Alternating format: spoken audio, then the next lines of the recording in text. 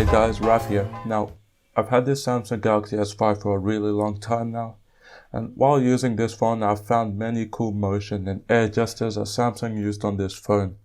And the crazy thing is that there are not many videos / overviews of these features, so I thought why don't I go through the most profound motion gestures and show how cool they are.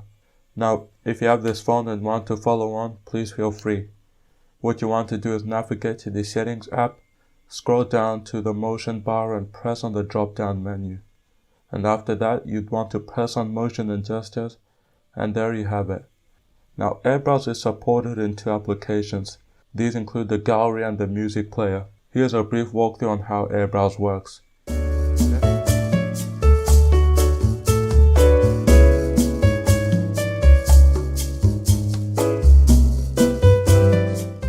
Next we have Direct Call. Now this one's pretty cool, but I have a feeling this was just a case of Samsung implementing their sensors because they could. I mean, why wouldn't you? Take a look at this.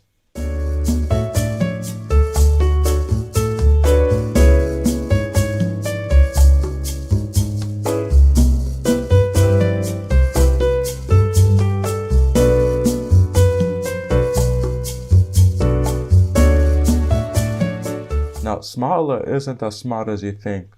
To break it down, Smart Alert is just a D&D mode, which stands for Do Not Disturb, which activates when your device is set face down on a flat surface, and as you expose the device to light making the sensor aware you're using the phone, the device will vibrate letting you know you have outgoing notifications that you might have missed.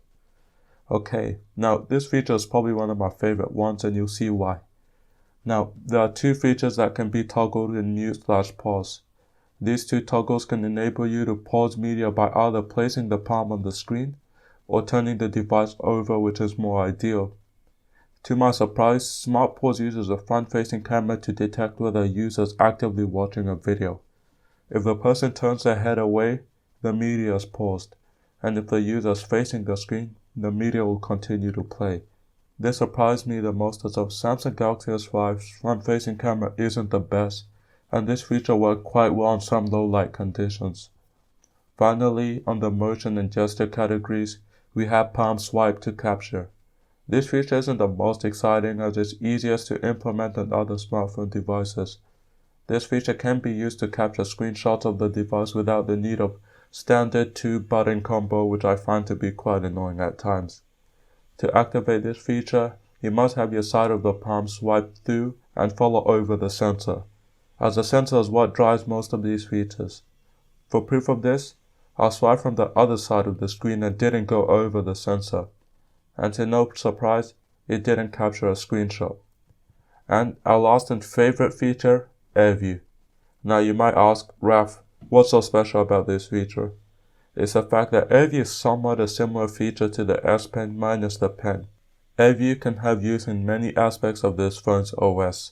To name a few, we have the gallery, calendar, video players, and the Samsung Music app, and notably, many of the browsers. And take a look at this.